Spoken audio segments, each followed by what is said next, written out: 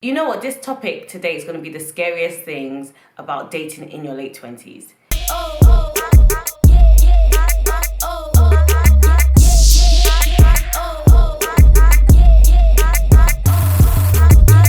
Hey guys, welcome back to my channel. It's me, BB. I hope you're all well. If you're new to this channel, please like, comment, subscribe. I'd appreciate all of that. Today, I'm going to be reviewing the Hourglass foundation, the Hourglass foundation Vanish in golden almond. It comes in this nice box, by the way. Like, I'm feeling this box. And I'm also going to be using some 20'S Place products like eyeshadow palettes, concealer, and lipstick. So let's get into the foundation. It does say with this foundation that you don't need to prime your face or prime your skin, but I will be doing that anyways. Okay, so my face is primed and now it's time for me to get into the foundation. I am going to actually follow the instructions and use half a pump. Okay, so that's half a pump. So let's see what it does, see what it do.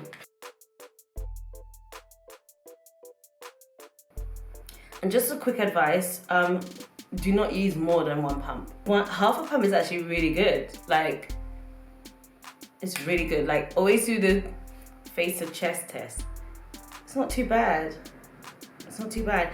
Like, I don't think it's giving me the Huda Beauty glow, but half a pump goes a long way. Yeah, I'm gonna use another half of a pump just to get full coverage. Like, I think I like the Huda Beauty more than this one. So Huda Beauty is more for like occasions, and then I could just wear this Vanish one every day. But then who wants to use a £51 foundation? Who wants to use a £51 foundation every day? Who has money like that? I guess because you have to use less pumps anyway, it will last you as long as a normal foundation that you use every day.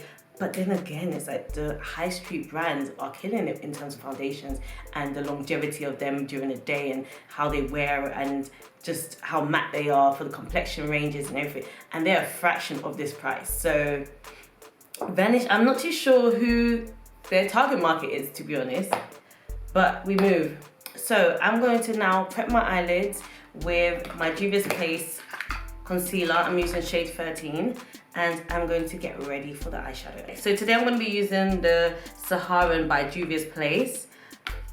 Guys, it also comes in a bundle, so you can get this with a lipstick called Dudu and Soil.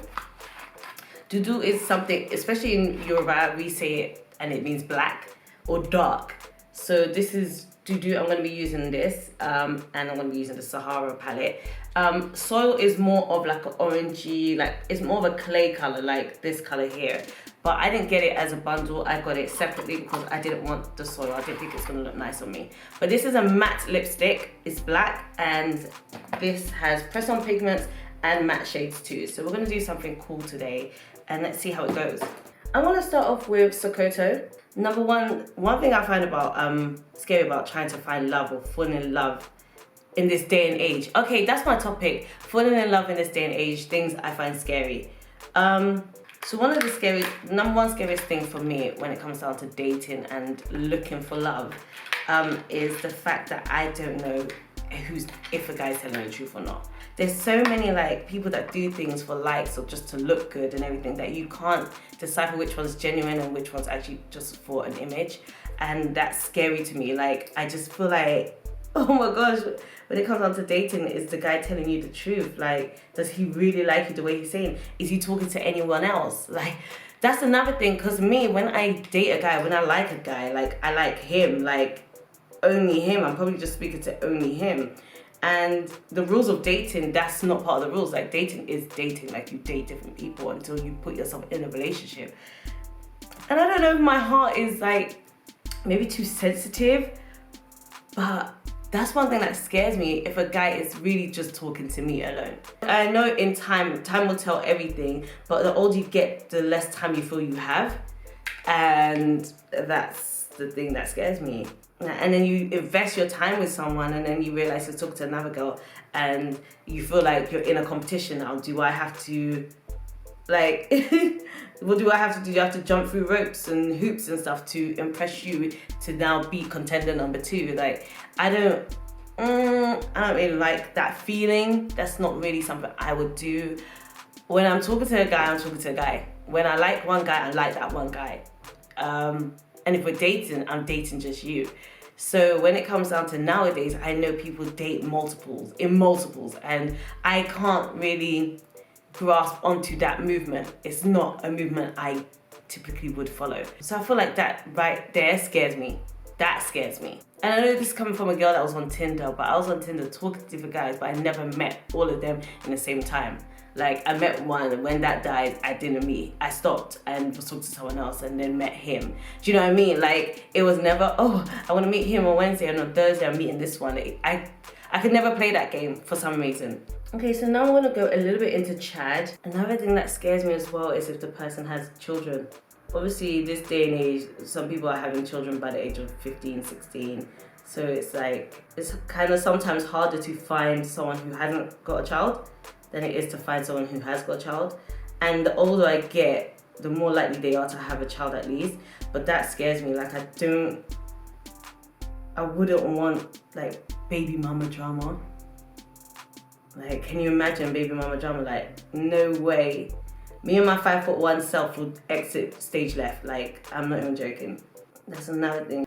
What's the situation? Like, if you really like them, what's the situation with their baby mama? It's really important to ask that question. And if they are cool, it's good to, I personally think it's good if they are cool to, in due time, talk to her and find out why they didn't work and really just understand the dynamics, because the baby mother is going to be there for life. And I feel like that's just too much of a grown situation for me to want to put myself into. Like, that situation itself, me even just speaking about it, it scares me. Like, I would be very shook of a guy that has a baby mama. Imagine if he has 3, got a child. I did date one guy that had a child once, and I was just shook. I was like, if we are serious, I hope the child's gonna like me, because you have to put that into the equation. Is the child gonna like you? Okay, let's move on to the next topic before I have a panic attack. Another thing that's a bit scary about dating right now is just if the person has a job and what they do for a living. Especially the scariest, you know what, this topic today is going to be the scariest things about dating in your late 20s. Does he have a job? Does it meet, not even like, does it meet your standards? Because I don't think anything could happen. Anyone could get promoted or fired within a second. But does the job, like, and his schedule meet with yours? Like, is there time to see each other? Is he always busy on a weekday and has the weekend free? And are you always busy on a weekend? Like, you need to take everything into consideration, especially like when dating and trying to get to know someone. It's best to know someone like physically instead of virtually, because you will then get to see nooks and crannies sooner rather than later. So you have to also have time for the person, and they have to have time for you, which is actually, I think, a part of what went wrong in my last, and it wasn't my last relationship, in my last dating experience. I wasn't used to seeing someone like every day or like every other day.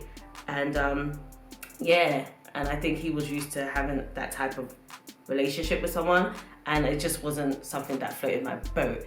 But now hindsight is 2020, because I feel like, yeah, you must have time to see each other and get to know each other, or it's just gonna be dead. It's gonna be done at it. Like, and we don't want that to happen. I'm gonna go into this pigment here called Kia. It's like a concrete color. Oh, I like that. It's like a concrete color. I don't know if you guys can see that. But I'm gonna use it, and I'm gonna use my finger with this part. Oh, I think I dug it. Whoa, am I heavy-handed like that? Another thing as well to put into consideration that's scary is just timelines. Like, speaking of the time and having time for each other, is the timeline in general. Like, what's their, don't hit them with the what's their long-term goals and short-term goals bullshit. Don't hit them with that, but it's just a timeline of things that they want. Like, are you in a stage now, where you thought you would have had a child, and like within having 1 year full of seriousness, you would like to expand and have a child by then? You need to have all these conversations, like, and they're scary, but sometimes they come naturally. They are scary to have, but they must be had. Like, are you ready do you want children? Like, I feel like some people get into relationships and not even know that their partners don't want children. I want to go into Katsina. It's more of a neutral color. It's also a matte powder, and I kind of just want to buff it out here and see how it goes.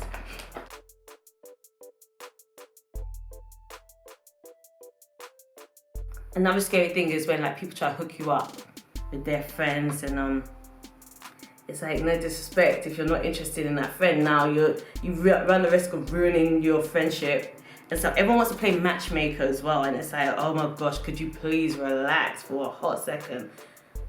Like, I'll call you when I need you. Do you get what I mean? People want to play Cupid and then give you one of their friends, and you're not interested in that person, but you don't know how to tell your friend. Well, maybe people do know how to tell their friends, but me, I'm like, I don't know how to tell this friend. Like, you should know my type. If you're really going to give me someone, you should know my type, and this is not my type. That's another thing, and that then you have these conversations, and yeah, you get to know the person, and you still like their personality, but their appearance and just everything else, no offense. Like, appearance is going to play a huge factor. Like, even like sense of clothing. Like, are you still wearing tracksuits? Do I want to date a guy that's always in tracksuits? Like, do I now date a little bit of a younger guy because I'm hitting my late 20s and my age mate don't seem to be serious? Do you get what I mean? And it's only younger guys that are trying to move me. Like, there's so many if, buts, whats, and what should I do? What should I do there? Like, but appearance is like really key. Like, I don't know if I could date someone that's always constantly in tracksuits, because I'm not that type of girl. Like, I've just recently got my first tracksuit on Boxing Day, and that was my first tracksuit in like a decade and more. But then again, that's something, someone could say that's something trivial, that's something I could change. I could tell him, babe, but then at that age, he's already 20, let's say he's like 29. Does he want to be dating someone that's trying to change him? Guys, there's so many like things that I don't understand in terms of this dating situation. Like, all of these are like scary. There's just pressure sometimes. And it's not even people that put pressure on you, it's like the pressure you put on yourself because of how you thought. Because when I was like a good 14, I thought by 26 I should be married with my own business, because 26 sounds big to you, innit? But I'm still here, working this commission-based job, trying to make ends meet. There's times where you second guess yourself, like, at this age, I haven't had big relationships. Like, I have not had long-lasting relationships. My last biggest relationship was when I was 16. No, 15. 14? I was in year 10, year 11. Yeah, so that was my last longest relationship. And you start to second guess yourself. Like, when you start getting someone attractive, when someone's attracted to you and you start talking to them, or like, you want to approach a guy, you start second guessing yourself, like, because you're like, oh bro, I don't really have that much experience. Do I do it like this? How do my friends get that guy? How do they do it? Like, and then you start asking everyone, and you get so many people talking to you, and then you're like, I don't know what to do, and then you get brain freeze. Like, it just feels overwhelming, and then you're stuck. I don't know how it is for men, but I feel like for myself, it's just like sometimes it feels so overwhelming. Like, and there's times where you feel like, am I letting my family down or my parents down? Because I know they want a grandchild, I know they want this, I know they want that, and they still see my single ass sitting down eating a dry turkey on Christmas Eve and Christmas night. Like, it's crazy. It's like, there's a lot of things that myself, I put in my head, especially when I was young, because I wanted a serious relationship from the age of like 18, 19, 20. More 20, 21, I wanted a serious relationship. I wanted to find the man that I wanted to marry. And I was like putting so much pressure on myself that I didn't enjoy life. And now as I'm getting older, I'm like, I should have used those years to enjoy life. I should have used those years to enjoy life and all of that, and just explored and got to know myself. And now that I feel like I'm knowing myself, I'm still like, oh, shit. The pressure feels like it's doubled. Because now that I say I should know myself, why am I still single? Do you know what I mean? Okay. So I want to get the rest of my face ready. But guys, if any of you are in your late 20s, early 30s and you're dating, do not overstress or anything, guys, because it will all fall into place. You just need to know who you are and go for it. Do not be shy. If you like a guy and he's being slow with it, ask him on a date. Like, it's 2020, girls. Like, it's 2020, girls and guys and everybody. it's time for us to claim what we want. You get what I mean? So I'm gonna finish off the rest of my look and I'll be back. Okay, so let's get into the lipsticks. So the color I'll be using is Doo Doo by 20'S Place. It's the Festival Liquid Lip. Yo, it's a nice black. It's like dark brown when you look at it though. Ooh, yes, I'm happy. So I'm not gonna use it all around because I think it'll just kill the look a little bit. It's really oily, but like easy to use. And then I'm gonna go into, I'm not gonna mix it yet. I'm gonna go into my Sleep Matte Me in the color Cinnamon. It's a mess right now, but it's gonna make sense, hopefully. Then I'm gonna go into Lisbon, which is a matte lip liquid by The Body Shop. I'm gonna do it like that. And let's stop.